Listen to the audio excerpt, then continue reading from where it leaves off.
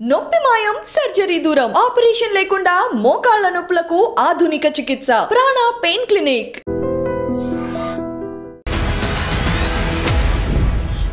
నమస్తే, welcome to I dream inside politics with Kavitha. Musi river front తో సుందరీకరణ ఎవరికి లాభం, అభివృద్ధి ఎవరికి చెందుతుంది, అసలు 1,50,000 కోట్ల అవసరం ఏముంది? పైలట్ ప్రాజెక్టే కాదు, ప్రతిష్టాత్మకంగా రాష్ట్ర ప్రభుత్వం మూసీ రివర్ ఫ్రంట్ని తీసుకుంది. అయితే దానివల్ల వచ్చే లాభం ఎవరికి, ఎంతమంది దాంతో లాభపడుతున్నారు, ఇదే అసలైన చర్చ జరుగుతోంది. మనతో పాటుగా ఉన్నారు ప్రొఫెసర్ ఘంటా చక్రపాణి గారు. నమస్కారం చక్రపాణి గారు. సో గతంలో మనం హైడ్రా గురించి మాట్లాడుకున్నాం, లాభ నష్టాలు ఇవన్నిటి తర్వాత మళ్ళీ ఆ చర్చ మనం మాట్లాడుకున్న అంశాల చుట్టే తిరుగుతుంది. ఇప్పుడు సరికొత్తగా తెర మీదకి వచ్చింది మూసీ రివర్ ఫ్రంట్ డెవలప్మెంట్ అనేది. 1,50,000 కోట్లు మింటింగ్ మనీగా ఉపయోగపడుతుంది, ఇంకోటి అనేది అసలు మీరెలా చూస్తున్నారు ఈ మూసీ రివర్ ఫ్రంట్ని? అంటే నిజానికి మూసీ శుద్ధి చేయడము, మూసీని సుందరీకరించడము, మూసీ నదిలో నీళ్లు పారడము, ఇది ఒక కొన్ని దశాబ్దాల కళ. నిజానికి నాకు తెలిసి మొదట చంద్రబాబు నాయుడు గారు నందనవనం అనే ఒక ప్రాజెక్టుని డెవలప్ చేశారు. ఆ నందనవనం ప్రాజెక్టు వచ్చే నాటికి మూసీ అనేది ఒక కంపు కొట్టే మురికి కూపంలాగా ఉండేది. మూసీ ఒక ఒడ్డున సిరీస్ అనే ఒక పెద్ద ప్రాజెక్ట్, పెద్ద రసాయనాల కర్మాగారం ఉండేది. ఇంకొక చోట ఒక పెయింట్స్ కర్మాగారం ఉండేది, ఇంకొక చోట ఇంకొకటి ఉండేది. సరే, స్లోగా దీన్ని క్లీన్ చేసేటువంటి ప్రాసెస్లో భాగంగా వాటన్నిటినీ, ఎందుకంటే అప్పటికి ఎల్బీ నగర్ అంతా విస్తరిస్తున్న క్రమంలో ఆ సిరీస్ అనే ప్రాజెక్ట్ ఒక నగరం నడిబొడ్డున ఆ ఎల్బీ నగర్ చుట్టుపక్కల ఉన్న వాళ్ళకు ఒక విష కాలుష్యాన్ని ఇచ్చేటువంటి దీనిలాగా దాన్ని మొత్తానికి అక్కడి నుంచి తీసిన దాని మీద పెద్ద ఉద్యమం నడిచింది. మూసీని ఎందుకంటే మనకు మూసీ ఒక మురికి కాలువలా కనబడుతుంది, కానీ మూసీకి చాలా గొప్ప చరిత్ర ఉంది. మూసీ నల్గొండ జిల్లాలో కొన్ని లక్షల ఎకరాలకు ఆయకట్టును నీళ్లను అందించేటువంటి నది కూడా. మనం కాలువ అంటున్నాం, దాన్ని నాలా అంటున్నాం, లేదా మురికి అంటున్నాం. ఆ దాని మీద కూడా అట్లా నల్గొండ ప్రాంతంలోకి పోయి అక్కడి పంటలలో కూడా విషతుల్యం చేస్తుంది అనేటువంటి పెద్ద ఎత్తున దాని మీద స్టడీస్ జరిగినాయి. ఈ స్టడీస్ జరిగినటువంటి టైంలో నందనవనం అనేటువంటి ప్రాజెక్టుని తీసుకొచ్చి అక్కడ ఉన్నటువంటి మురికి పరిశ్రమలను, విషతుల్యం చేస్తున్నటువంటి పరిశ్రమలను, ఇవన్నిటిని తీసుకెళ్ళి ఈ నాలాల ద్వారా వచ్చేటువంటి మురికి దానిలో కలుపుతుంది కాబట్టి వాటిని సపరేట్గా పైప్ లైన్లు వేసి ఊరు బయట కలిపేటట్టుగా ఇట్లాంటివో చేసుకుంటూ వచ్చింది. కానీ ఎవ్వరు కూడా నిర్దిష్టంగా మూసీ పునరుజ్జీవ ప్రణాళిక అనేటువంటిది ప్రకటించలేదు. మూసీ పరిరక్షణ వేరు, మూసీని సుందరీకరించడం వేరు, మూసీని పార్కులు చేయడం వేరు, మూసీని ఇంకొకటి చేయడం వేరు. కానీ మూసీని నదిగా మార్చడం ఎట్లా అనేటువంటి ధ్యాస ఈ 30 సంవత్సరాలలో ఏ ఒక్కరికి రాలేదు. మీకు గుర్తుందో లేదో, రామచంద్రమూర్తి లాంటి జర్నలిస్ట్ HMTV లాంటి చోట వాళ్ళు మూసీ యాత్ర కూడా పెట్టినారు. ఆ చివరి నుంచి ఎక్కడి నుంచి అయితే మూసీ మొదలవుతుందో వికారాబాద్ కొండల్లోంచి, అనంతగిరి కొండల నుంచి మళ్ళీ నది కలిసే వాడపల్లి నల్గొండ జిల్లా, మా కృష్ణా జిల్లాలో కలిసేంతవరకు కూడా వాళ్ళు ఒక యాత్ర కూడా చేసి మూసీకి రెండు వైపులు ఉన్న జీవ వైవిధ్యము, రెండు వైపులు ఉన్నటువంటి ఈ నాగరిక స్వరూపము, వీటన్నిటి మీద కూడా కొంత చాలా సీరియస్ వర్క్ ఇట్లా NGOలు చేసినాయి, ఛత్రి లాంటి ఆర్గనైజేషన్స్ చేసినాయి, మానవ హక్కుల వేదిక లాంటివి చేసినాయి. చాలామంది మూసీని ఒక ప్రజల జీవనాడిలాగా చూడడం జరిగింది. అయితే ఈ ప్రజల జీవనాడికి జీవం నింపడం ఎట్లా అనేటువంటి ప్రయత్నం మాత్రం జరగలేదు. దాన్ని రకరకాల రూపాలలో మార్చాలనుకున్నారు తప్ప దాన్ని మళ్ళీ నదిగా మార్చాలి. ఎందుకంటే మూసీ ముచ్చుకుంద నది, ఈ ముచ్చుకుంద నది ఒకప్పుడు ఈ మొత్తం నగరానికి ఒక కలకలలాడే సరస్సులాగా ఉండేటువంటి నది. అదేవిధంగా ఆ అనంతగిరి కొండల నుంచి మొదలుపెట్టి మనకి శంకర్పల్లి ఇటువైపు ఉన్న మిగతా దానిలోంచి వచ్చిన వరదంతా, అక్కడి నుంచి ఆ వరద ప్రవాహం అంతా నది నిండా నడుచుకుంటూ పోయాడు. ఇది ఉగ్రరూపం దాల్చి 1908, 1909 ప్రాంతంలో విపరీతమైన వరద గురై హైదరాబాద్ మునిగిపోయి 30,000 మంది దాదాపుగా కొట్టుకుపోయినారు. అనేక ప్రాంతాలు జలమయం అయిపోయినాయి. ఆ నీటిలో 10 రోజుల పాటు నగరం విలవిల్లాడిపోయింది. ఆ టైంలో నిజాం ఎవ్రీడే ఒక వరంగల్కి సంబంధించిన ఒక న్యాయవాది అప్పుడు నిజాం కొలువులో కూడా న్యాయవాది ఆయన తన ఆత్మకథలో ఇదంతా రాసినాడు. ఆయన రోజు గుర్రం మీద బండిలో వచ్చి ఆ వరద చూసి ఆ ఉధృతి తగ్గకపోతే మళ్ళీ ఏడ్చుకుంటూ వెళ్ళిపోయేవాడని రాసి. ఈయన ఎక్కడుండి రాసినాడు? ఉస్మానియా జనరల్ హాస్పిటల్లో ఒక చింత చెట్టు ఉంటుంది. ఆ చింత చెట్టు మీద 140 మంది ఎక్కి ఉండి వారం రోజుల పాటు అక్కడ ఉండి ప్రాణాలు కాపాడుకొని దిగినారు. అట్లా దిగిన వాళ్ళందరూ ఆ రాజు గారి వేదనని, ఆ నిజాం బాధని గమనించిన. ఇదే కాంటెక్స్లో నిజాం నిజంగానే ఆయన కలత చెందిపోయారు. ఎందుకంటే తన రాజ్యం కొట్టుకుపోతుంది, ప్రజలు కొట్టుకుపోతున్నారు. ఇప్పుడున్న రాజులా కాదు అప్పుడున్న రాజులు. చాలామంది నిజాం అంటారు, కానీ వాళ్ళు నిద్రపోయే వాళ్ళు కాదు. నిజాం కూడా నిద్రపోలే. ఇప్పుడున్న వాళ్ళు ప్రజలు కొట్టుకుపోయినా కూడా మళ్ళీ రేపు వచ్చేసి ఎక్స్గ్రేషియా ఇస్తాము, ఇంకోటి చేస్తామంటారు. ఆయన ఏం చేసినాడు, ఈ ఉపద్రవం ఆగాల. సరే, అప్పుడు పక్కనుండే అయ్యగారు ఆయన నుండి, అయ్యా మూసి అంటే మన ఆడపడుచు, ఎవరైనా ఆడపడుచు భారతీయ సంస్కృతిలో, హిందూ ధర్మంలో మనం ఆడపడుచు వాయినాలన్నీ పెట్టి ఆమెను వేడుకొని శాంతించమ్మా అని చెప్పాలి. ఏం చేయాలని అడిగినాడు. మై బిలౌడ్ కింగ్ అని ఒక పుస్తకం అది. ఆ పుస్తకంలో ఈ నరేషన్ అంతా ఉంటుంది. ఏం చేయాలమ్మా అని అడిగినాడు. ఏం చేయాలయ్యా అని అడిగితే, మీరు ఒక పట్టు వస్త్రం కట్టుకోండి, కుంకుమ బొట్టు పెట్టుకోండి, పసుపు కుంకుమ గాజులు చీర సారె పెట్టి ఈ తాంబూలం తీసుకొని నదిలోకి పోండి. పోయి ఏం చేయాలి, 3 సార్లు మునగండి, మునిగి లేవండి, లేచి ఈ తాంబూలాన్ని సారెని నీ బిడ్డ అనుకొని ఆ నదిలో వదలండి అని చెప్పినాడు. చేసినాడు ఆయన ముస్లిము, మేము హిందువులం అంటారు కదా.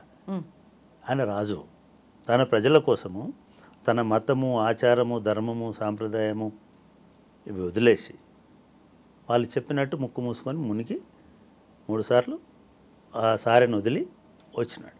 ఇది ఇంకా ఉగ్రరూపం నడుస్తూనే ఉంది. అప్పుడు ఆయన లండన్లో లండన్లో నిజాంకు ఒక ఎంబసీ ఉండేది, ఒక హై కమిషనరేట్ ఉండేది. వాళ్ళకి ఫోన్ చేసి చెప్పాడు, ఈ ప్రపంచంలో ఎవడైనా వరదలు ఆపెట్టాడు ఉంటే తీసుకురండి. అప్పుడు విశ్వేశ్వరయ్య అని ఆయన మోక్షగుండం విశ్వేశ్వరయ్య మైసూర్లో ఈ బృందావన్ గార్డెన్ అని అంటాం కదా, కావేరీ వరదలకు సంబంధించిన ఏదైతే నిర్మించి దాన్ని అక్కడ చేసినాడో ఆయన ఆ టైంలో లండన్లో లండన్ మెట్రోపాలిటన్ డెవలప్మెంట్ అథారిటీ అంటే లండన్ సిటీ డెవలప్మెంట్ అథారిటీలో కన్సల్టెంట్ ఇంజనీర్గా ఉన్నాడు. వీళ్ళు ఆయన దగ్గర పోయినారు. ఆయన అంటే నిజంగా ఎట్లుంటుందంటే, ఒక గూగుల్ కంపెనీలో అమెరికాలో పనిచేస్తున్న పిల్లగాన్ని మీరు తీసుకొచ్చి ఐడ్రీమ్ స్టూడియోలో పనిచేయని పిలిస్తే ఎట్లా ఫీల్ అవుతాడో, ఎంత ఎంబరాస్మెంట్ ఫీల్, ఆయన రాసుకున్న స్టోరీలోనే ఉంది. అట్లా ఫీల్ అయినాడు. లండన్ లండన్ సిటీ అనేటువంటిది ఆ కాలంలో ఒక 120-130 ఏళ్ళ కింద, 140 ఏళ్ళ కింద అదే క్రౌన్, ఎంటైర్ వరల్డ్ రవి అస్తమించని బ్రిటిష్ సామ్రాజ్యానికి కేంద్ర నగరం, ప్రధాన నగరం, రాజధాని. దాని మెట్రోపాలిటన్ డెవలప్మెంట్ అథారిటీలో ఇంజనీర్ కన్సల్టెంట్. ఆయన తీసుకొచ్చి ఒక చిన్న టైనీ స్టేట్ హైదరాబాద్ అనే స్టేట్లో, హైదరాబాద్ అనే పట్టణంలో మూసీ అనే ఒక 30 కిలోమీటర్లు 50 కిలోమీటర్ల పొడుగున్న నది నగరాన్ని ముంచేసింది, నువ్వు వచ్చి దాన్ని ఆపాలనేసరికి ఆయన, బట్ వీళ్ళు పర్స్యూ చేసిన పద్ధతి వీళ్ళంతా చూసి ఆయన కూడా ఆశ్చర్యంగా చెల్లించిపోయినాడు. అన్నీ వదులుకొని ఆయన హైదరాబాద్కి వచ్చినాడు. హైదరాబాద్కి వచ్చి ఆయన 1916 కల్లా 2 రిజర్వాయర్స్ని కట్టినాడు. ఒకటి ఉస్మాన్ సాగర్, రెండోది హిమాయత్ సాగర్. గండిపేట ఒకటి, హిమాయత్ సాగర్ ఒకటి, 2 చెరువులకి 2 ఆనకట్టలు కట్టినాడు. కట్టి ఎంత వరద వచ్చినా ఇది నిలబడి ఉంటుంది. నదికి ఎంత నీళ్ళు అవసరమో అంత నీళ్ళని ఈ 2 వాటి ద్వారా పంపిస్తాము. 2 వచ్చి ఇప్పుడు లంగర్ హౌస్లో సంగం అని అంటాం కదా, బాపుఘాట్, అక్కడ కలుస్తాయి.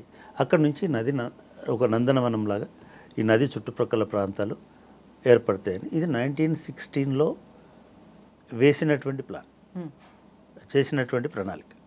ఆ ప్రణాళిక ప్రకారం ఇదంతా జరిగింది. ఈ 2 నదులు వచ్చినాయి, బాపుఘాట్ వచ్చింది. అప్పటికి బాపుఘాట్ కాదు, 2 నదుల సంగం అది. హైదరాబాద్లో సంగం అని అక్కడ పోయి కార్తీక మాసం స్నానాలు చేసేవాళ్ళు, ఇప్పటికి కూడా చేస్తుంటారు. గాంధీజీ హత్య తర్వాత ఆయన అస్థికలను 5 సంగమాలలో కలుపుతారు. ఈ దేశంలో 5 పవిత్ర జల సంగమాలు ఉన్నాయి.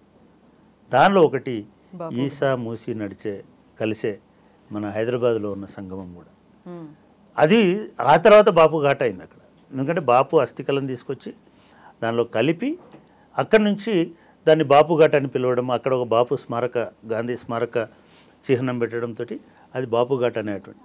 అంటే మూసి అనేటిది ఒక సజీవ జలనిధిలాగా ఉన్నటువంటి నది. దాన్ని మళ్ళీ నడిపించడం ఎట్లా, మళ్ళీ దానికి పునరుజ్జీవం కల్పించడం ఎట్లా అనేటువంటి ఆలోచన కూడా సరిగ్గా ఆ బాపు ఘాట్ పక్కనే ఆ గాంధీ సంఘం ఉంది కదా, ఆ సంఘం పక్కనే ఉన్నటువంటి మా ఇంట్లో దానికి సంబంధించినటువంటి ప్రణాళిక జరిగింది. తెలంగాణ రాష్ట్రం ఏర్పడలే, అంటే అనౌన్స్మెంట్ వచ్చింది, తెలంగాణ ఎన్నికలు జరగలే. అప్పుడు కేసీఆర్ గారు మా ఫ్లాట్కి వచ్చినప్పుడు ఆయనతో పాటు నాతో పాటు ఇంకొక 10 మంది జర్నలిస్ట్ మిత్రులు అక్కడ కూర్చున్నప్పుడు, అందులో ఒక జర్నలిస్ట్ మిత్రుడు కె శ్రీనివాస్ గారని ఇప్పుడు ఆంధ్రజ్యోతి ఎడిటర్గా ఉన్నారు. వారు ఈ ప్రతిపాదనని కేసీఆర్ ముందు వచ్చారు. ఆయన అడిగింది ఏమిటంటే, ఎట్లాగైతే యూరప్లో లండన్లో ఎట్లాగైతే రివర్స్ ఉన్నాయో, థీమ్స్ రివర్ ఎట్లాగైతే డెవలప్ చేసినారో లండన్ నగరం అనుకుంటా, రెయిన్ రివర్ అని మిగతా ప్రాంతాలను ఎట్లాగైతే కలుపుతున్నదో, అట్లా మీరు ఈ నగరానికి ఒక మణిహారంలాగా ఉండేటువంటి ఉన్నటువంటి మూసిని కూడా అట్లా పునరుజ్జీవింపజేయండి, ఇక్కడ నీళ్లు కదిలేటట్టుగా చూడండి అని చెప్పారు. అప్పటికి కేసీఆర్ ఎలక్షన్స్కి పోలే ముఖ్యమంత్రి కాదు, కేవలం ఉద్యమ నాయకుడు. ఎలక్షన్స్ ఉన్నాయి, ఆ ఎలక్షన్స్ ప్రణాళిక కోసమే మా దగ్గరకు వచ్చినాడు. సరే, నేను వాళ్ళందరినీ కూడా పిలిచాను. ఈ డిస్కషన్ నడుస్తున్నప్పుడు ఆయన కొంత ఆలోచించారు కదా. అంటే కేసీఆర్ గారు ఏమన్నారు, సరే ఈ నది నిడివి చాలా తక్కువ, ఎందుకంటే మన అనంతగిరి కొండల నుంచి ఇక్కడికి వచ్చేసరికి 30 కిలోమీటర్లు 50 కిలోమీటర్లు ఉంటుంది. థీమ్స్ అనేటిదేమో చాలా దూరం నుంచి చాలా దాని పరివాహక ప్రాంతం అంటాం కదా, అది ఎక్కువ క్యాచ్మెంట్ ఏరియా అంటాం. అంటే రెయిన్ఫాల్ ఎక్కడైతే పడి ఆ రెయిన్ అంతా వచ్చి నది కావాలి. ఇది చిన్న దారలాగా పుడుతుంది, ఇది మన ఆ కొండలలో అనంతగిరి కొండలు చిన్న దారలాగా పుడుతుంది, అది ఎక్కడో బయటకు వస్తుంది, అక్కడ నుంచి వస్తుంది. రిమైనింగ్ రెయిన్ఫాల్ ఎక్కువ ఉంటే అది పెద్ద నది అవుతుంది, గోదావరిలాగా. గోదావరి ఏమో నాసిక్ నుంచి కొన్ని వేల కిలోమీటర్లు ప్రయాణం చేసి వస్తుంది, 100 కిలోమీటర్లు. ఇదేమో జస్ట్ కదా, దీన్ని మరి లైవ్గా ఉంచాలంటే కష్టము. ఇది ఓన్లీ రెయిన్ఫాల్ ఉన్నప్పుడే ప్రవహించే నది. దీన్ని 365 రోజులు సజీవంగా ఉంచాలంటే చాలా కష్టం అన్నాడు. అంటే శ్రీనివాస్ గారు ఉండి లేదా టంకశాల అశోక్ మిగతా వాళ్ళు ఉండి, సార్ మనము సబర్మతి అనే రివర్ను ఎట్లాగైతే బతికించినారో, సబర్మతి కూడా దాదాపు అహ్మదాబాద్ సిటీలోంచి పోతుంటుంది, అహ్మదాబాద్ నగరం నుంచే పోతుంది. అహ్మదాబాద్ కూడా సబర్మతిని మింగేసింది. దాని పక్కనే గాంధీ ఆశ్రమం ఉంటుంది, అక్కడ కూడా చాలా కోఇన్సిడెంట్ చూడండి, అక్కడ కూడా గాంధీ ఆశ్రమం ఉంటుంది, ఇక్కడ కూడా గాంధీ ఆశ్రమం.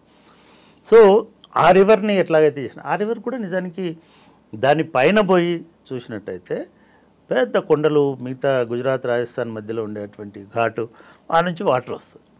అయినా సరే దాన్ని ఆర్టిఫిషియల్గా దానికి 2 వైపులా గోడలు కట్టి ఆ రివర్ని మళ్ళీ ప్రొటెక్ట్ చేసి లైవ్గా మార్చినారు. అదే పద్ధతిలో ఇక్కడ కూడా చేయొచ్చు. అన్న తర్వాత మళ్ళీ కొంచెం ఒక దాదాపు గంట సేపు ఒక మేధో మదనంలాగా అల్లం నారాయణ గారు చాలామంది ఉన్నారు. ఆయన జరిగిన తర్వాత చలో రాయండి సార్ అన్నాడు. నేను ఆ మేనిఫెస్టోని ఫైనల్ చేస్తున్నాను. దాంట్లో ఒక పాయింట్, మూసి నగరం, హైదరాబాద్ నగరానికి ఉన్నట్టు నుంచి ప్రవహిస్తున్న మూసిని ఒక జీవనదిలుగా మార్చడానికి సబర్మతి లాంటి థీమ్స్ ఇవన్నీ పదాలు పెట్టి దీన్ని ఇట్లా చేయడానికి ఈ ప్రభుత్వం కట్టుబడి ఉంటుందని రాసిన. అట్లా దీన్ని, ఈ నదిని మళ్ళీ ప్రవహింపజేసే ప్రణాళిక, నదిని సుందరీకరించే ప్రణాళిక కాదు, నదిని నందనవనం చేసే ప్రణాళిక కాదు. నది ప్రవహిస్తే ఆ నదీ తీరం నందనవనం అవుతుంది, కానీ నదిలో మురికుంటే కాదు. సో కాబట్టి అప్పుడు కేసీఆర్ గారు ఏమన్నారంటే, నిజానికి ఆయన కృష్ణ నుంచి అన్నాడు, కృష్ణా నుంచి ఇక్కడి వరకు నీళ్ళు వస్తే ఆ నుంచి చేవెళ్ళ ప్రాణహిత, చేవెళ్ళకు వాటర్ వస్తుంది, అక్కడి నుంచి మనం పైప్ లైన్ ద్వారా మనము 2 రివర్లను నింపితే అది ఎప్పుడు కలకల్లాటట్టుగా ఉంటుంది అనేటువంటి ఆలోచన చేసి అట్లా ఇవాళ ఈ మూసీ సుందరీకరణ అనే దానికి సంబంధించి ఒక 30-40 సంవత్సరాల చరిత్ర ఉంది. దీనిలో ఇప్పటికే 30-40 వేల కోట్లు బహుశా చంద్రబాబు నాయుడు గారి నుంచి రాజశేఖర రెడ్డి గారి నుంచి తర్వాత వరకు అనేక డబ్బులు కూడా దానిలో బడ్జెటరీ అలొకేషన్స్తో సహా వచ్చినాయి. కానీ ఎప్పుడు అదో అభివృద్ధిగా చూసినారు తప్ప అదొక విధ్వంసంగా ఎప్పుడు కూడా కనిపించలేదు. ఇప్పుడు మొట్టమొదటిసారిగా ఈ ప్రభుత్వ అధికారంలో ఉండేటువంటి అస్పష్టత వల్ల, లేదా ప్రభుత్వం ఏం చేస్తుందో తెలియకుండా చెప్పకపోవడం వల్ల ఇవాళ మూసి అనేది ఒక సంక్షోభంలాగా, మూసి అనేది ఒక సమస్యలాగా, మూసి అనేది ఇప్పుడే కనిపెట్టిన ఒక ఉపద్రవంలాగా, మూసి అనేది ఇప్పుడే ఆవిష్కరించబడిన ఒక అభివృద్ధిలాగా ఇవాళ మనకు ఈ చర్యల వల్ల కనబడుతుంది. ఎందుకని ఇప్పుడు 1,50,000 కోట్లు పెట్టి ఇవన్నీ చేసిన తర్వాత కూడా మీరు అనుకున్నట్టుగా దాన్ని మళ్ళీ ఒక రెజ్యూనేట్ చేస్తున్నారు, ఒక నది పారేలా చేస్తున్నారా లేదా అనేటువంటి డౌట్లు, సుందరీకరణతో ఎవరికి లాభం అనేది, ఎన్ని ఎకరాలకు నీళ్లు పారిస్తారు అనేది, ఇవన్నీ ఎందుకు వస్తున్నాయి? ఎగ్జాక్ట్లీ. నాకు నిజంగా కూడా ఎప్పుడైనా సరే మనం ఒక క్రమ పద్ధతిలో పనిచేయనప్పుడు విమర్శలు వస్తాయి. ప్రతిదానికి ఒక క్రమ పద్ధతి ఉంటుంది. ఈవెన్ డెవలప్మెంట్ యాక్టివిటీకి కూడా క్రమ పద్ధతి ఉంటుంది.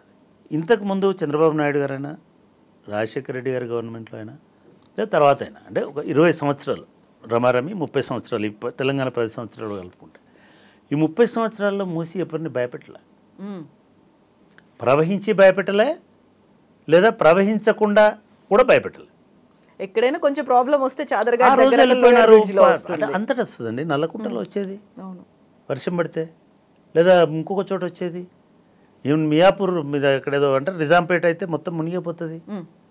చెరువులో కదా మనం కట్టుకున్నాము.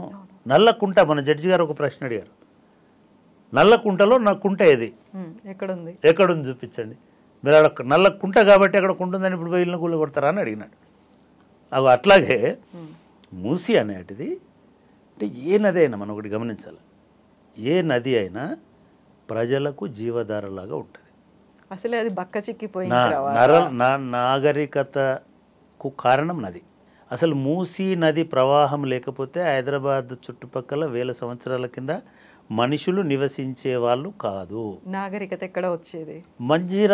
మంజీరా నదీ తీరంలో, గోదావరి నదీ తీరంలో, మానేరు నదీ తీరంలో నగరాలన్నీ ఉన్నాయి. ఎక్కడ? మంజీరా, మానేరు, గోదావరి, ఇటు రాజోలిబండ, అటు కృష్ణ, అటు తుంగభద్ర. ఇవే కదా మనుషులు మొదటి ఆవాసాలుగా వచ్చినాయి. ఆదిలాబాద్లోనే కదా మొట్టమొదటిసారి మనుషులు కనబడింది చరిత్ర పూర్వయుగంలోకి పోతే. అంటే అక్కడ 3 నదులు 4 నదులు ఉన్నాయి కదా. అంటే అసలు సింధు నైలు నది నాగరికతలను కూడా చదువుకున్నాం కదా. నీళ్లు లేని చోట మనిషి బతకడు కాబట్టి నీళ్లు లేని చోట నగరాలు లేవు. ఇండియాలో ఏ నగరమైనా తీసుకోండి, ప్రతి నగరం గుండా ఒక నది పోతుంటుంది. ఇప్పుడు అహ్మదాబాద్ లోంచి ఒక నది పోయినట్టుగా, అసలు బొంబాయి అయితే పూర్తి నదులు కూడళ్ళ మధ్యలోనే ఉన్నది. అట్లాగే కలకత్తాలోంచి పెద్ద నది పోతుంది, దాని మీదనే ఆ వంతెన, కలకత్తా వంతెన, హుగ్లీ నది ఉంది, ఆ వంతెన ఉంది. మన దగ్గర మూసీ నది ఉంది. అన్ని నదుల దగ్గరనే నగరాలు ఉన్నాయి. కానీ నగరాలు విస్తరించి నదిని కుచించుకుపోయేటట్టుగా, నదిని పూడ్చేటట్టుగా, నదిని సమాధి చేసేటట్టుగా ప్రయత్నాలు జరుగుతున్నాయి. సరే, దాన్ని మళ్ళీ పునరుజ్జీవించే ప్రణాళికలో ఈ చర్చలు జరిగినాయి. నిజంగా కూడా అది అవసరము, నదిని పునరుజ్జీవించడం. యూరోప్లో చాలా చోట్ల ఈ నదులు నగరాలలో ఇంకా కలకల్లాడుతుంటాయి. ప్రయాణము నదుల నావల గుండా, పడవల గుండా, తెప్పల గుండా ఈ నదుల్లో ఒక చోటు నుంచి ఇంకొక చోటికి ప్రయాణం కూడా చేస్తుంటారు. చాలా చోట్ల అది ఉండేది. మనం ఇప్పుడు ఆంధ్రాలో కూడా కాలువల వెంబడి పడవలు పోయి బకింగ్హామ్ కాలువ అనేది అక్కడి నుంచి మద్రాసు దాకా జలమార్గం ద్వారా ప్రయాణం చేసేటువంటి పరిస్థితులు ఉండేవి. అంబేద్కర్ గారు బాక్రానంగల్ ప్రాజెక్ట్ కట్టేటప్పుడు కూడా ఇది ఒక ప్రపోజల్ ఆయన పెట్టింది. రవాణా అనేది ఒక ప్రధానం కాబోతుంది, చీప్ రవాణా ప్రజలకు కావాలా, కాబట్టి నదులు ఉండాలి, నదుల ద్వారా ప్రయాణ ఇది ఉండాలి అనేటువంటి ప్రతిపాదన చేసినాడు ఆయన. అట్లా హైదరాబాద్ నదిని కూడా ఒక పునరుజ్జీవింపజేసుకోవడానికి ఒక అవకాశం వచ్చింది. అంతకుముందు చెరువులను పూడ్చి పార్కులు చేసిన వాళ్ళు, మన సఫిల్గూడ చెరువును కృష్ణకాంత్ పార్క్ చేసి, లేదా మాసాబా ట్యాంక్ని చాచా నెహ్రూ పార్క్ చేసి, యూసఫ్గూడ చెరువుని ఇంకేదో పార్క్ చేసి, ఇంకొక చెరువును ఇంకొక ఇట్లాంటివి చేసినారు కదా. వాళ్ళే ఈ నదిని కూడా పూర్తి చేసి నందనవనం చేసేద్దామని ఒక ప్లాన్ చేసినారు. సరే, అది కాలే. సరే, ఇప్పుడు మళ్ళీ నదిని చేసుకోవడానికి నిజంగా సీరియస్ ప్రతిపాదనలు అనేవి 2018 నుంచి, వీళ్ళు 2014లో వచ్చినప్పటికీ పెద్దగా అప్పటికి దృష్టి పెట్టలే వాళ్ళు. బీఆర్ఎస్ కూడా పెద్ద సీరియస్గా, టీఆర్ఎస్ కూడా దీన్ని చేయలేదు. వాళ్ళ మేనిఫెస్టోలో పెట్టిన చాలా విషయాలను మర్చిపోయినట్టే దీని కూడా మర్చిపోయి. సరే, మళ్ళీ ఎందుకో అనేక అంశాల తర్వాత అది ఎందుకో కూడా చెప్తాను. మళ్ళీ దాన్ని మొదలుపెట్టినారు. మళ్ళీ మొదలుపెట్టి సరే 2018లో Musi river front development authority అనేదాన్ని, అథారిటీ కూడా డెవలప్మెంట్ కార్పొరేషన్ లిమిటెడ్ అనే ఒక కార్పొరేషన్ని ఒక స్పెషల్ పర్పస్ వెహికల్గా government, private agency plus GHMC ఏదో మొత్తానికి వీళ్ళు కలిపి ఒక స్పెషల్ పర్పస్ వెహికల్ని ఏర్పాటు చేసి ఒక ప్రణాళిక, ఒక detailed master plan, not detail project report, ఒక 55 కిలోమీటర్లు నగరంలో 55 కిలోమీటర్ల పొడుగున దాన్ని మూసీ నదిని మళ్ళీ శుద్ధి చేయడంతో పాటు దాన్ని మళ్ళీ ప్రవహింపజేయడానికి, అదేవిధంగా ఆ మూసీ నది పరివాహక ప్రాంతం అంతా కూడా ఒక ఆహ్లాదకరమైనటువంటి ఒక జోన్లలాగా విభజించి కొన్ని చోట్ల ఆహ్లాదం, కొన్ని చోట్ల వాణిజ్యం, కొన్ని చోట్ల ఉల్లాసం, కొన్ని చోట్ల మామూలు ఆరోగ్యం, జిమ్లు ఇట్లాంటి ఇవన్నీ తయారు చేసి ఆ మొత్తం నదీ తీరం అంతా కూడా ఒక వైబ్రెంట్ లైఫ్ స్టైల్ సెంటర్ లాగా, ఒక వైబ్రెంట్ సోషల్ రిక్రియేషన్ సెంటర్ లాగా చేయాలనేటువంటి ఒక ప్రణాళికని దాదాపు 5-6 మీటింగులు ఇదిలో అయినాయి. దానికి డబ్బులు మిగతా ఏ ప్రాంతాన్ని తొలగించాలి, ఏది చేయాలి, ఎక్కడెక్కడ ఎట్లా చేయాలనేటువంటిది బీఆర్ఎస్ ప్రభుత్వం ఉన్నప్పుడు జరిగింది. మొన్న శ్రీధర్ బాబు గారు ఇది మాది కాదు ప్రణాళిక, మీరే చేసినారు, ఈ పాపం మీదే అని ఎట్లాగైతే చెప్పినారో, సరే ఆ పాపం వాళ్ళదే అయినప్పటికీ, ఆ ప్రణాళిక వాళ్ళదే అయినప్పటికీ, ఇక్కడ ఇప్పుడు మీరు అడిగినట్టు ఎందుకు ఈ గొడవ అవుతున్నది, ఎందుకు ఇంత ఆందోళన అవుతుందంటే వీళ్ళు ఎప్పుడు అయినా కూడా వీళ్ళకు రివర్స్ చూడడం అలవాటు అయిపోయింది. మొదలు చేయాల్సింది చివరి చేయడము, చివరి చేయాల్సింది మొదలు చేయడం. ఎందుకంటే ఏ డెవలప్మెంట్ ప్రాజెక్ట్కి, ముఖ్యంగా నదుల శుద్ధికి, నదుల సుందరీకరణకి, లేదా నదీలను పునరుజ్జీవింపజేయడానికి మనుషులను అక్కడి నుంచి తీసేయడం అనేది చివరి అంకంలో ఉంటుంది. రీలొకేట్ చేయడం అది చివరి ప్రయత్నం, చివరి పని. మొదలు ఏం చేయాలా? మీరు ప్రణాళిక పేరేంటిది? మూసి శుద్ధి చేయడం కదా. ఈ శుద్ధి ఎందుకు మనుషుల వల్ల శుద్ధి? హైదరాబాద్ మూసి 3 రకాలైనటువంటి వాటితోటి కాలుష్యం అవుతున్నారు. ఒకటి ఇండస్ట్రియల్ అఫ్లుయెంట్స్, ఇండస్ట్రీస్ నుంచి వచ్చే మలినాలన్నీ రకరకాల ఫేజుల్లో వచ్చి నాళాల ద్వారా మూసిలో కలుస్తున్నాయి. ఇవి చాలా చోట్ల నుంచి ఈ కాలువలతో వచ్చి కలుస్తున్నాయి. రెండోది సివరేజ్ కలుస్తున్నది, అంటే మాలిన్యాలు మన ఇళ్లలో వాడుకునే ఓపెన్ డ్రైన్స్ ఇవన్నీ వస్తున్నాయి. మూడోది మన టెరైన్, హైదరాబాద్ అనే టెరైన్ అనేది కొండలు గుట్టలు ఉండే టెరైన్ కాబట్టి రకరకాల వర్షాలు వచ్చినటువంటి నాళాలు డెవలప్ అయినాయి, న్యాచురల్ స్ట్రీమ్స్. ఈ న్యాచురల్ స్ట్రీమ్స్ అన్నీ కూడా కలుస్తుంటాయి. ఈ మూడింటి నుంచి నది మలినం అవుతుంది. మనుషులు అక్కడ వేసుకునే గుడిసెలలో ఉండేవాళ్ళు బోళ్ళు కడుక్కొని పోసే నీళ్ళతోటి మలినం, నది మలినం కాదు. కాకుండా వాళ్ళు ఎంక్రోచ్ చేస్తున్నారు అని కదా. నేను అది కూడా చెప్తా, ఎంత ఎంక్రోచ్ చేసినారు. ఇది పెద్ద గంగానది అంత విస్తీర్ణం ఉన్న నది కాదు, తిప్పిపోతే 30 మీటర్ల నది. దీనిలో ఎంక్రోచ్ చేయడానికి ఏముండదు. రివర్ బెడ్లో గుడిసెలు వేసుకొని ఉన్నారు. 30 కిలోమీటర్లు 30 మీటర్లు వెడల్పు. 30 కిలోమీటర్లు అంటే హైదరాబాద్ సగం పోతుంది. అవును, హైదరాబాద్ సగం కాదు, మొత్తం పాత హైదరాబాద్ అంతా పోతుంది. Just 30 metres. దాన్ని ఇప్పుడు 50 మీటర్స్ చేసినారు. బీఆర్ఎస్ గవర్నమెంట్ వచ్చినప్పుడు రివర్ ఫ్రంట్ అంతా కూడా 50 మీటర్స్, నాట్ మోర్ దెన్ 50. ఇప్పుడు 1 కిలోమీటర్ అంటున్నారు. ఆశ్చర్యం వేస్తున్నారు. 1 కిలోమీటర్ అంటే కూడా మీకు పురాణాపూర్ నుంచి 1 కిలోమీటర్ చార్మినార్ కూడా లేపేయాల్సి వస్తుంది. సో హైకోర్టు కూడా నది ఒడ్డునే ఉంటుంది, దాన్ని కూడా తీసేయాల్సి వస్తుంది. ఉస్మానియా హాస్పిటల్ తీసేయాలి. అది ఒక ఏమంటారు, ఒక ఫన్నీ ఐడియా ఎవరికి వచ్చిందో 1 కిలోమీటర్ పొడుగున తీసేయాలని. 1 కిలోమీటర్ తెలిస్తే ఓల్డ్ హైదరాబాద్ అంత పోతుంది. ఇటు గోల్కొండ వైపు ఉండే ఆర్మీ ఏరియా, అది సాధ్యమయ్యే పని కాదు. సరే, మనం మళ్ళీ వెనక్కి కనుక పోయినట్టయితే బీఆర్ఎస్ గవర్నమెంట్ హయాంలో వీళ్ళు 50 మీటర్లు, దీనికి ఈ ఆలోచన రివర్ని మళ్ళా ఎట్లా వాడుకోవాలి, రివర్ని మనము అప్పుడు బీఆర్ఎస్ వాళ్ళ మేనిఫెస్టోలో పెట్టినప్పుడు మేమిచ్చిన సూచన ఏమిటంటే దాన్ని ఒక జీవనదిలాగా మార్చండి. జీవనది అంటే 360 రోజులు ఆ నది పారాలి. అవును, నది పారితే ఆటోమేటిక్గా జీవం ఉన్నట్టే, అట్లా చేయండి అని చెప్పినాం.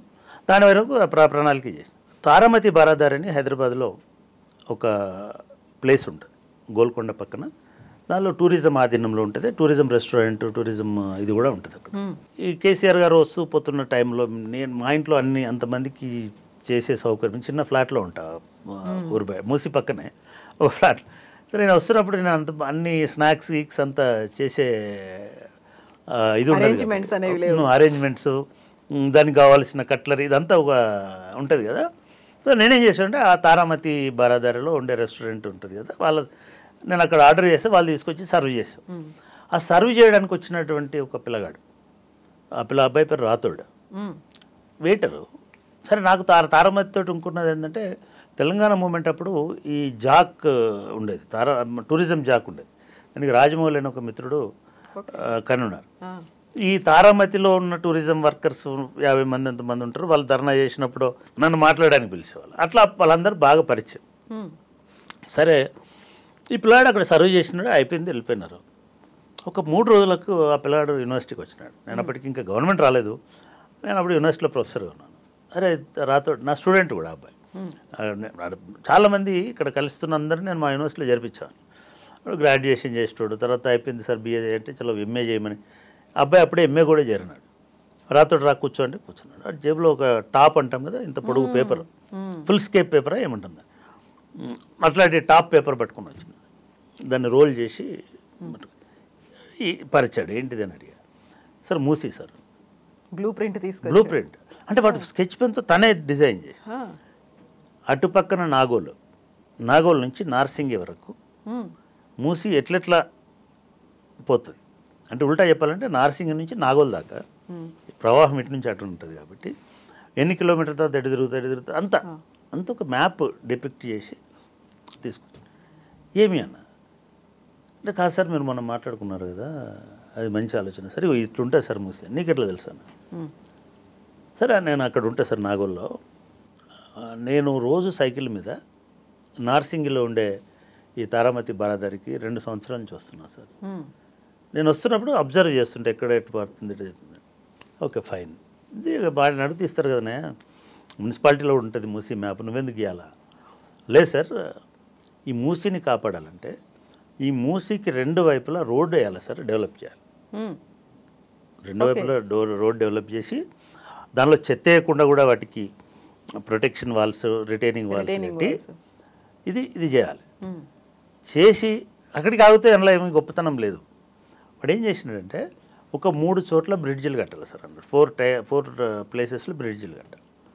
ఒక బ్రిడ్జ్ కడితే పురాణపూర్కి నాంపల్లికి మధ్యలో ఇంత దూరం తగ్గుతుంది, ఇంకొక బ్రిడ్జ్ తగ్గితే ఎల్బీ నగర్కి దీనికి మధ్యలో ఇంత దూరం అని చెప్పి ఏం చేసినాడు అబ్బాయి. ఆయన ఏం చెప్పాడు, సరే ఇప్పుడు సంగారెడ్డికి మెదక్కి ఇక్కడ నుంచి బస్సు, సంగారెడ్డికి గుల్బర్గాకి బస్సు పోవాలంటే ఇమ్లీబన్ బస్ స్టేషన్ నుంచి ఖైరతాబాద్ వచ్చి, పంజాగుట్ వచ్చి, లేదా ఇంకో చోటికి వచ్చి 57 కిలోమీటర్లు ఎక్స్ట్రా తిరుగుతుంది సార్ బస్సు. సిటీ మధ్యలో నుంచి మొత్తం పోతుంది, ట్రాఫిక్ పెరుగుతుంది. ఒక చోట 27, ఒకసారి 35, ఒక చోట 40, ఒకసారి 57 మ్యాక్సిమం. ఇన్ని కిలోమీటర్లు ఎక్స్ట్రా మైలేజ్ అవుతుంది. అదే ఇమ్లీబన్ నుంచి బస్సు బయటికి రాగానే ఆ మూసీ మీద ఒక బ్రిడ్జ్ ఇటువైపు వేస్తే డైరెక్ట్ రాజేంద్ర నగర్ వస్తుంది. లేదా ఆ మూసీ వెంబడి రోడ్ వేస్తే మూసీ వెంబడి రోడ్డు డైరెక్ట్గా మీకు తారామతి బారాదారి అదే ఆ ఏరియాకి వచ్చిన తర్వాత ఒకటి హైటెక్ సిటీ వైపు పోతుంది, ఇంకొకటి సంగారెడ్డి ఇటువైపు వెళ్ళిపోతుంది, వికారాబాద్ వైపు. మొత్తం 10 కిలోమీటర్లు అయిపోతుంది సార్ అని చెప్పి. ఇదంతా తిరగడం ఉండదు, సిటీ అంతా నేరుగా వెళ్ళి ఇది బిహెచ్ఎల్ దగ్గర కలుస్తుంది అని చెప్పాడు. అట్లా ఒక 5 బ్రిడ్జిలు మొత్తం రాసుకొని వచ్చినాడు. సరే నేను కొంత ఫన్నీ అడిగి వీడికి ఏం అవసరం, వేటరు పాపం అడిపోయిన వాడు ఎందుకు ఇంత కష్టపడు. కానీ మళ్ళీ తర్వాత ఆలోచిస్తే నిజంగానే కదా ఇది అనుకున్నాను. నేను కూడా అదే ఆ టాప్ని అట్లా తీసుకొని పోయి నేను అప్పుడు రెగ్యులర్గా, నేను అప్పుడు యూనివర్సిటీలో పనిచేసేవాడిని, కేసీఆర్ కొత్తగా గవర్నమెంట్లోకి వచ్చినాడు, రెగ్యులర్గా కలిసేవాడిని కూడా. నేను తీసుకెళ్ళి అది ఆయనకి ఇచ్చా. ఏంటిది అన్నాడు, ఇట్లా స్టోరీ అంతా చెప్పిన. ఆయన ఓపెన్ చేసి ఆయన టేబుల్ మీద పెట్టినాడు. చాలా ఆశ్చర్యపోయినాడు. నరసింహరావు గారు ఉన్నారు, నరసింహరావు గారికి చెప్పి ఆయన ఎవరిన ఒక మున్సిపల్ అడ్మినిస్ట్రేషన్ సెక్రటరీని పిలిపించారు, ఇంకోళ్ళు పిలిపించారు. ఏందా ఏం చేశారు మూసీదా వాళ్ళన్నా సార్ ఒక కన్సల్టెన్సీ అరేంజ్మెంట్, కన్సల్టెన్సీ స్టడీ, దాన్ని బట్టి మ్యాప్లు డెవలప్ చేస్తాం ఏదో చెప్పారు. ఇది చూపించినాడు. ఉట్టి వెయిటర్ అయ్యా, హోటల్లో పనిచేసే పిల్లగాడు. వాడికి ఉన్నంత తెలివి లేకపోతే ఎట్లా మీకు? దానికి కన్సల్టెంటు, వాడికి ఫీజు, దానికి ఫైలు అప్రూవల్ ఎందుకే ఇది చూడు అని ఆ అబ్బాయి ఆ పిల్లాడికి కలపండి సార్ అన్నాడు. వాడికి ఫోన్ చేస్తే వాడు దొరకలే, స్విచ్ ఆఫ్లో ఉన్నాడు. సరే మొత్తానికి కాదు. But the idea was initiated by that common man by name ఇందాక చెప్పిన రాథోడ్. ఇప్పుడు ఆ రాథోడ్ ఇంకా అక్కడే పనిచేస్తున్నాడు, బహుశా రాజ్భవన్లో ఎక్కడో ప్లేట్లు తీయడం ఆయన ఐడియా. అది ఆయన మెంటల్ బ్రెయిన్ చైల్డ్. రెండు వైపులా రోడ్డు డెవలప్ చేయాలి, ఆ మూసిని బ్రిడ్జ్లు వేయాలి. ఆ బ్రిడ్జ్లు వేయడం వల్ల అటు మూసి అవతల భాగానికి మూసి యువతల భాగానికి ఒక న్యూ డెవలప్మెంట్ కారిడార్ అనేది వస్తుంది. మూసి రివర్ ఫ్రంట్ అనేటువంటి ఆలోచన దానిలోంచి ఒక రా ఐడియా ఆఫ్ రాథోడ్ నుంచి ఈ మూసి రివర్ ఫ్రంట్ నేను ఇందాక చెప్పిన 2018 నుంచి 22 దాకా రకరకాల మీటింగ్లు జరిగి ఒక బ్లూ ప్రింట్ అయితే మూసి రివర్ ఫ్రంట్ డెవలప్మెంట్ అథారిటీకి తయారైంది. అయితే ఈ బ్లూ ప్రింట్ని ఐజిటీస్గా కొనసాగించి ఇంప్లిమెంట్ చేస్తే బాగుండేది. నేను ఇందాక అన్నాను, మూసీలో మనుషులను తొలగించడము చివరి అంకమా, చివరి ఆలోచించాల్సింది. ఏం తొలగించాలి మరి? మూసిని శుద్ధి చేయడం కదా మనకు కావాలి. మనం ఇందాక అనుకున్నటువంటి 3 సోర్సెస్ని ముందుగాల మూసేయాలి. నెంబర్ 1, పరిశ్రమల నుంచి వచ్చే వ్యర్థాలను సపరేట్ చేసి శుద్ధి చేసేటువంటి కెమికల్ ప్రాసెసింగ్ యూనిట్స్ రావాలి. అది ఉట్టి ఎస్టీపీలతో పోదు. ఎస్టీపీ ఏమో ఉన్నదానిలోంచి ఈ మురికిని తీసేసి నీళ్ళను శుద్ధి చేస్తుంది. దానిలో హానికారకమైనటువంటి మిగతా వాటిని కూడా న్యూట్రలైజ్ చేసి సెగ్రిగేట్ చేసి న్యూట్రలైజ్ చేసి ఆ ప్రాసెసింగ్ అంతా కూడా కెమికల్ ప్రాసెసింగ్ చేసి మళ్ళీ వాటర్ని, ఫ్రెష్ వాటర్ని మూసీ నదిలోకి వదలాలి. మూసీ మురికి ఎందుకైంది? మూసీలోకి ఇటువంటి వ్యర్థాలు రావడం వల్ల అయింది. ఆ వ్యర్థాలు రాకుండా చేస్తే క్లీన్ అవుతుంది కదా. మొదటిది ఇట్లాంటి యూనిట్స్ పెట్టాలి, వాటిని క్లీన్ చేసి పంపాలి. రెండవది ఎస్టీపీలు ఉన్నాయి, అంటే మురికి నీళ్ళు వచ్చే ప్రాంతాలని, వీటిని నిజంగా కూడా ఎక్కడికక్కడ వేల ఎస్టీపీలు పెట్టలేము. మూసీకి ప్యారలల్గా ఒక పైప్ లైన్ వేసి ఈ ఎస్టీపీలు అన్నింటినీ దానిలోకి డ్రా చేసి, ఈ మురుగునీటిని అన్నింటినీ దానిలోకి డ్రా చేసి ఒక ఎవ్రీ కిలోమీటరో 2 కిలోమీటర్సో 10 కిలోమీటర్స్కో ఒక మెగా ఎస్టీపీలు పెట్టి మొత్తం వాటర్ని ప్యూరిఫై చేసి క్లీన్ చేసి చెత్త అంతా ఇది చేసేసి ఆ వాటర్ని మళ్ళీ మూసిలోకి పంపాలి. ఈవెన్ ఇళ్ళల్లోంచి వచ్చేటువంటి వ్యర్థాలు మురికిని కూడా అదే పద్ధతిలో ఆ ఎస్టీపీలోకి కలిపి దాన్ని తీసుకురావాలి. మొత్తం నాలాలు, ఈ నాలాలు కూడా చాలా చోట్ల నుంచి వస్తున్నప్పటికీ అన్నీ పూడిపోయి ఇళ్ళు కట్టేసినారు. అసలు నగరమే నాలాల మీద ఉంది. హైదరాబాద్ ఈజ్ ఆ నాలాస్. ఇప్పుడు ఆ నాలాల నుంచి నీళ్ళు వచ్చే పరిస్థితి లేదు. కానీ ఎక్కడి నుంచో నీళ్లు మాత్రం నడి రోడ్డు మీదకి ఎందుకు వస్తాయి నీళ్ళు, సడన్గా ఎందుకు హైదరాబాద్ మునిగిపోతుంది అని అంటే ఈ నాలాలు పోవడం వల్ల జరిగింది. ఈ నాలాలను పునరుద్ధరిస్తారా? హైడ్రా రంగనాథ్ గారేమో మేము నాలాలను కూడా క్లీన్ చేస్తామంటున్నాడు. ముందు అది క్లీన్ చేయండి. హైదరాబాద్లో ఉన్న ప్రతి నాలాని క్లీన్ చేయడానికి మీకు 10 సంవత్సరాలు పడుతుంది. ఈ 10 సంవత్సరాల నాలాలన్నీ క్లీన్ అయ్యి క్లీన్ వాటర్ మూసిలోకి రావడానికి ఆస్కారం ఉంటుంది. అంటే ఇట్లాంటి ప్రాజెక్ట్స్ 10 సంవత్సరాలనైనా సరే టైం తీసుకున్నా సరే అవి రావచ్చు. మూసీ క్లీనింగ్ అంటే బ్రిడ్జ్ కట్టడం అంత సులభం కాదు. మూసీ చుట్టూ ఒక జీవావరణ వ్యవస్థ ఉంటుంది, ఒక ఎకో సిస్టమ్ ఉంటుంది. ఈ ఎకో సిస్టంలో మనుషులు ఉంటారు, పశువులు ఉంటాయి, లేదా మిగతా జీవులు ఉంటాయి. ఇవన్నిటికంటే ముఖ్యంగా రకరకాల సాంస్కృతిక కేంద్రాలలాగా కూడా ఈ నది ఉంటుంది. మరి ఈ నదిని ఇవన్నీ మూసేసుకొని ఈ 10 సంవత్సరాలు ఆగి న్యాచురల్గా నదిని మళ్ళీ పునరుజ్జీవింపజేస్తామా, లేదు నదిని ఇమ్మీడియట్గా మనుషులను తీసేసి, అసలు మనుషులను తీసేస్తే నదితో ఏం పని అని, నది పర్పస్ ఏంటిది?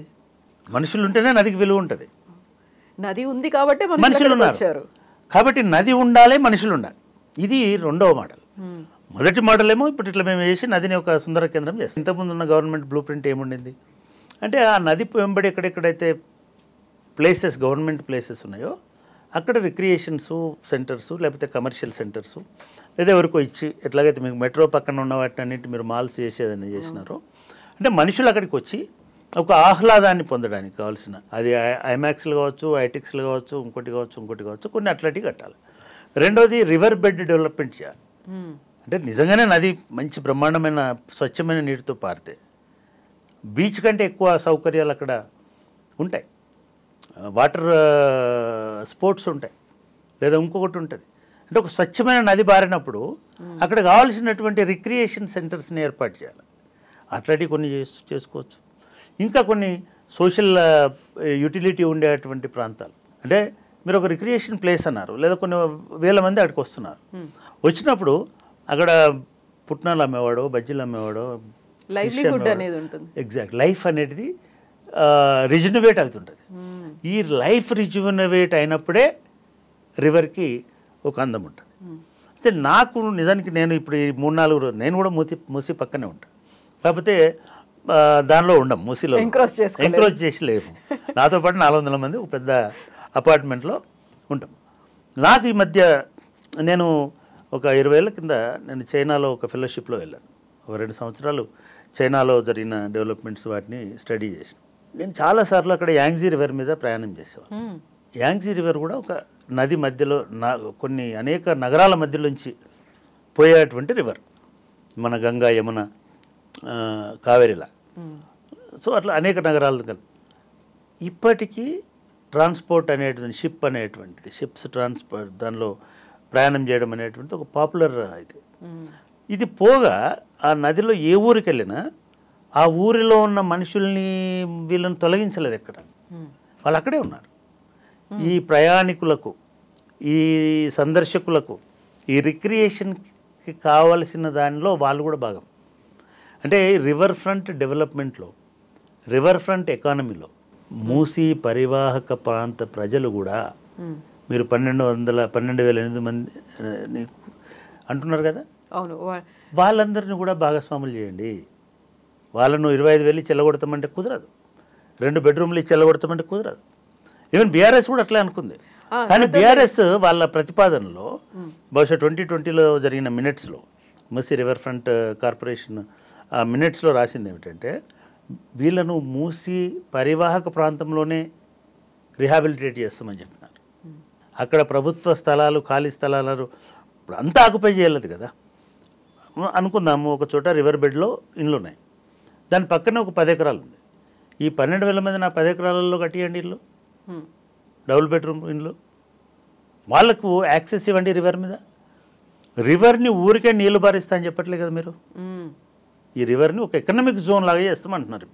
ఎవరి కోసం ఆ ఎకనామిక్ జోను? ఈ తరతరాలుగా 30 ఏళ్ళుగా, 70 ఏళ్ళుగా, 100 ఏళ్ళుగా మూసి వెంబడి ఉన్నలకు కూడా అందులో భాగస్వామ్యం ఉండాలి కదా. సడన్గా మీరు అదానిని తీసుకొచ్చి కూర్చోబెట్టి ఈ ఎకనామిక్ జోన్ మూసి అందంగా కనబడాలి, దానికి ఇక్కడ పరిశ్రమ ఉండాలి, ఐటీ ఉండాలి, లేకపోతే ఇంకోటి ఉండాలి అని వీళ్ళు మురికి మనుషులు కాబట్టి వీళ్ళు నిలగొడతామంటే అసలు మీకును మిగతా సామ్రాజ్యవాదులకు ఏంటి తేడా? మీ లాభాపేక్ష కోసము వీటి జీవనాధారాన్ని ఎందుకు పడగొడుతున్నారు? నేనేమంటున్నానంటే, చాలామంది ఇప్పుడు అంటున్న డిమాండ్ ఏంటంటే, మూసీ బాధితులు ఎవరైతే, మూసీ డెవలప్మెంట్ ఫ్రంట్ బాధితులు ఎవరైతే ఉన్నారో వాళ్ళనే ఫ్రంట్ రన్లో పెట్టండి, వాళ్ళనే స్టేక్ హోల్డర్స్గా పరిగణించండి. మూసీ చుట్టుపక్కల 1 కిలోమీటర్ ఉన్నా సరే వాళ్ళని, ఇంతకుముందు బీఆర్ఎస్ గవర్నమెంట్లో వాళ్ళు 50 మీటర్ సీటు 50 మీటర్ సీటు అనుకున్నారు, ఇది ఆ బఫర్ని. ఈ బఫర్లో ఉన్న వాళ్ళందరికీ మేము కంపెన్సేట్ చేస్తా అన్నారు, కంపెన్సేషన్ ఇస్తా అన్నారు. ఇప్పుడు మీరు నగర కంపెన్సేషన్ యాక్ట్ ప్రకారం ఏంటంటే ఒక్కొక్కరికి 3 రెట్ల ఇది ఇవ్వాలి. దానికి 3 ప్రమాణాలు చేసినారు వాళ్ళు కూడా బీఆర్ఎస్ ఆ పేపర్లో. పోయిన గవర్నమెంట్, బీఆర్ఎస్ కాదు, పోయిన గవర్నమెంట్. ఒకటి ల్యాండ్ వాల్యూ, వాటి 30 గజాలే గుడిసే, 70 గజాల గుడిసే, 100 గజాలకు ల్యాండ్ పోర్షన్ ఎంతనో, రేట్ ఎంతనో చేయండి, స్ట్రక్చర్ కాస్ట్ ఎంతనో చేయండి. వీళ్ళు చెప్పిన ఇదంతా ఇది ఇచ్చి రీహాబిలిటేట్ చేస్తామన్నారు. ఆ పని చేయండి.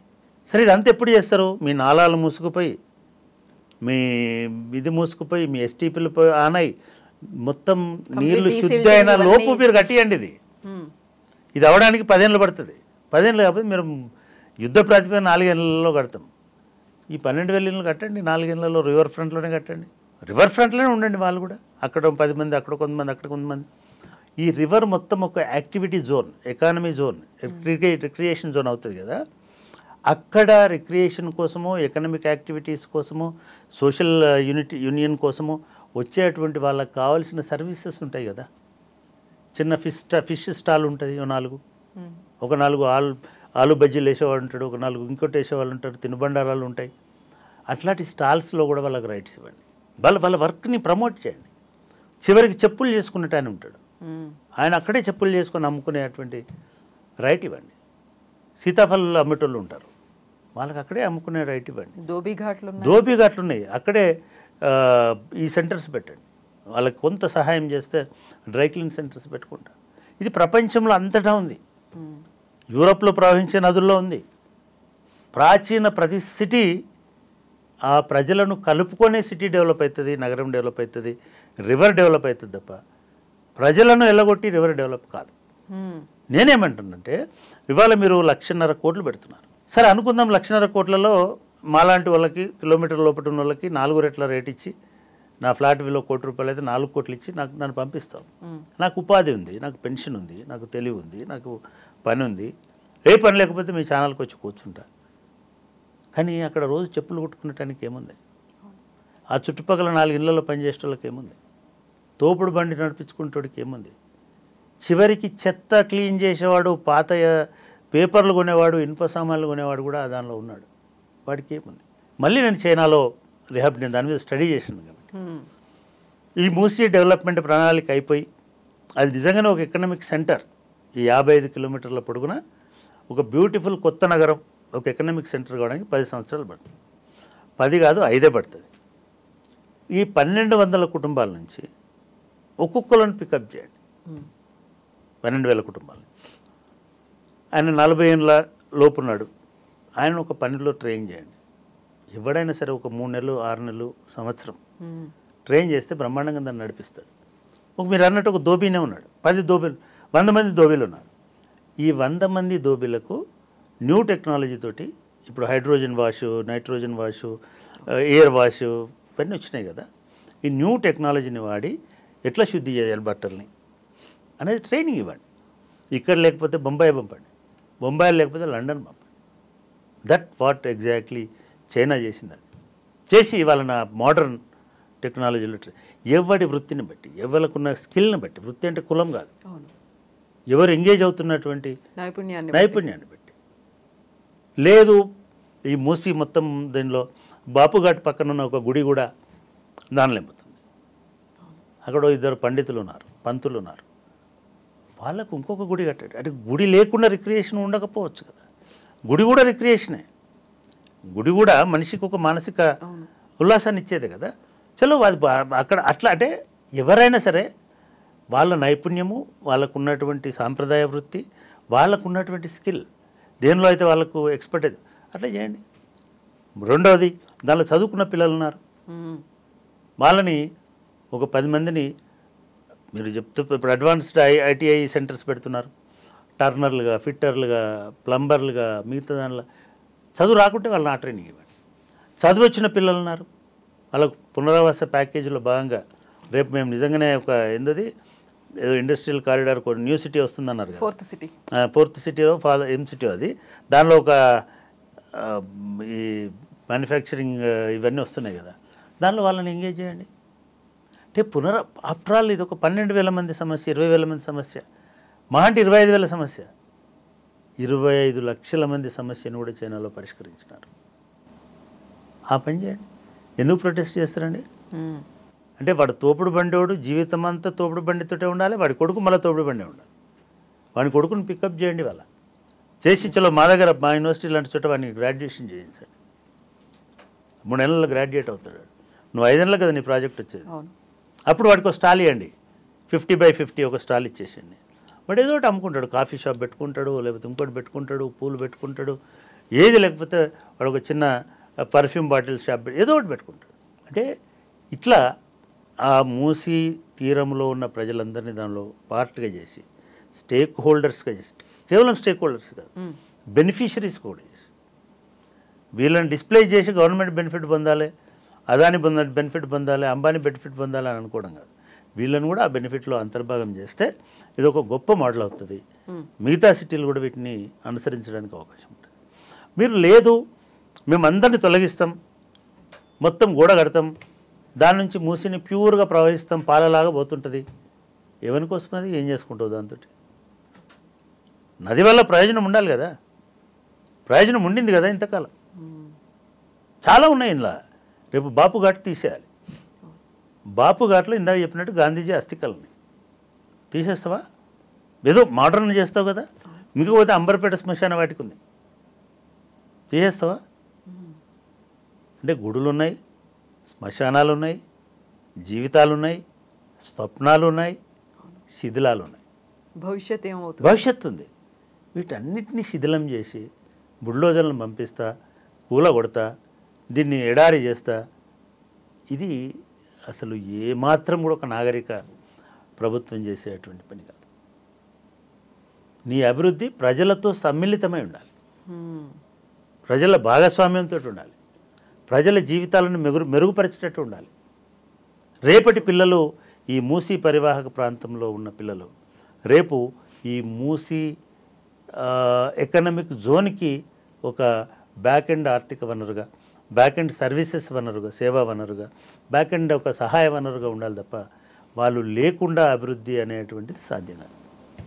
థ్యాంక్ యూ సో మచ్ అండి. నిజంగానే మూసీ అనేది సుందరీకరణ ఎవరి కోసం, అభివృద్ధికి నిర్వచనం ఏంటి అంటే నిజంగా లైవ్లీహుడ్ అనేది, అక్కడ ప్రజలు లేకుంటే నది లేదు, నది లేకుంటే ప్రజలు లేరు. ఏం ఉపయోగం అండి? చాలా సింపుల్ అది. మరి నేను ఇప్పుడు అది వాళ్ళని తొలగించి నేను ఎకనామిక్ జోన్ చేస్తాను, వాళ్ళతోటి ఎకనామిక్ జోన్ చేయి. 1 కిలోమీటర్ తీసుకో. అంటే ఇండ్లలో ఇప్పుడు మాదాపూర్లో చూస్తున్నామండి. Madhapur is beautiful economic zone ఒక రకంగా చెప్పాలంటే. మాదాపూర్ని చంద్రబాబు నాయుడు కట్టినప్పుడు ఏముండిందండి? గొల్లోళ్ళ ఇండ్లు, యాదవుల ఇండ్లు, మిగతా కులాల ఇండ్లు వాళ్ళు ఉన్నారు. వీళ్ళను అందరిని తొలగించి హైటెక్ సిటీ కట్టలే, వాళ్ళను హైటెక్ సిటీలో భాగం చేసినారు. మాదాపూర్లో ఉన్న 200 గజాలలో ఉన్న ఇల్లు కూడా ఇవాళ ఒక కమర్షియల్ యాక్టివిటీకి కేంద్రమైంది. అక్కడ పనిచేస్తున్న వాళ్ళు ఒక టిఫిన్ సెంటర్ పెట్టుకున్నాడు, అక్కడ పనిచేస్తున్నటువంటి వాళ్ళు ఇంకొక పూల గుత్తుల ఏదో సెంటర్ పెట్టుకున్నాడు, అక్కడే ఉన్న ఒక చాకలి ఒక డ్రై క్లీనింగ్ సెంటర్ పెట్టుకున్నాడు, అక్కడే ఉన్నటువంటి ఒక మంగలి ఒక సెలూన్ అప్గ్రేడ్ చేసుకున్నాడు. What is wrong? అంటే సిటీ అంటే వీళ్ళందరూ కాదా? వీళ్ళందరూ లేకపోతే విలేజ్ అవుతుందా? సో ఈ సబ్బండ వర్ణాలను దానిలో ఇన్వాల్వ్ చేసి భాగస్వాములను చేయాలి, వాళ్ళ ప్రాతినిధ్యం ఉండాలి. ఈ డెవలప్మెంట్ ప్రాజెక్ట్ అనేది ఆ రకంగా పోతేనే దానికి ఒక విలువ, గౌరవం. దాని చుట్టూన్న భూములని ఆల్రెడీ భూములు ఉన్నాయి కొంత, మీరు రోడ్ వేస్తారా, మెట్రో వేస్తారా? ఇదంతా ఒక ఎత్తు అయితే అసలు ఎందుకు ఖాళీ చేస్తున్నారు అనేది ప్రశ్న. ఈ ప్రశ్న అడిగే రైటు ప్రతి ఒక్కరికి ఉంటుంది, ఆస్తి లేనివాడు కూడా ఉంటుంది రైట్. ఈ భారత పౌరులందరికీ, నాకు, మీకు, everybody can ask why you are vacating them. నేను ఈ ప్లాన్ తోటి, ఏంటిది నీ ప్లాన్ చెప్పాలండి. డెవలప్మెంట్ ప్యాకేజ్లో నీ ప్లాన్ ఏంటిదో చెప్పకుండా, ఎలా ఎగ్జిక్యూట్ ఏం చేస్తావో చెప్పకుండా, ఎలా ఎగ్జిక్యూట్ తర్వాత ఏం చేస్తావో చెప్పకుండా నన్ను ఎందుకు వెకేట్ చేస్తున్నావు? కాబట్టి ఎనీ డెవలప్మెంట్ ప్రాజెక్ట్లో ఒక 4 స్టెప్స్ ఉంటాయి. మొదటిది నోటిఫై చేయాలి. ఇగో ఈ నది పొడవు ఇంత 57 కిలోమీటర్లు, ఇప్పుడు సిటీలో 3 జిల్లాలు, 40 మండలాలు, 48 విలేజ్లు, దీని వెంబడి ఉన్న ఇదంతా ఇక మేము ఇట్లా నోటిఫై చేస్తున్నాము. ఏం చేస్తారు ఈ నోటిఫై చేసి? అంటే ఏం నోటిఫై చేయాలి? దీనిలో రివర్ బెడ్ ఎంత మ్యాప్ వేసి ఇక్కడంతా రివర్ బెడ్, అదేవిధంగా బఫర్ ఎంత, ఇది 50 మీటర్స్ బఫర్. ఈ 50 మీటర్స్ లోపల ఉన్న వాళ్ళు ఇది ముందు నోటిఫై చేస్తారు. అప్పుడు ఏం చేయాలి? నీ ఆర్ఆర్ ప్యాకేజ్ ఏంటిదో చెప్పాలి. సరే, నువ్వు రివర్ బెడ్లు ఉన్న వాళ్ళకి డబ్బులు ఇవ్వవు, డబుల్ బెడ్రూమ్ ఇల్లు ఇస్తావు. ఇంతకుముందు కూడా ఆ ప్లాన్ ఉండింది, డబుల్ బెడ్రూమ్ ఇల్లు ఇచ్చినారు, ఫైన్. 25,000 రూపాయలు కూడా ఇస్తామంటున్నారు, ఫైన్. సరే, మరి బఫర్లో ఉన్న వాళ్ళు ఏం చేస్తారు? బఫర్ అనేటివి వాళ్ళు కొనుక్కొని, వాళ్ళు పన్నులు చెల్లించి, ఇళ్ళ నంబర్లుండి, ట్యాక్సులు కట్టి ఉంటున్నారు. వాళ్ళను అక్వైర్ చేయాలి. ల్యాండ్ అక్విజిషన్ యాక్ట్ ప్రకారం వాళ్ళకు 3 రెట్లో 4 రెట్లో కంపెన్సేషన్ ఇచ్చి బఫర్లో ఉన్నది ఖాళీ.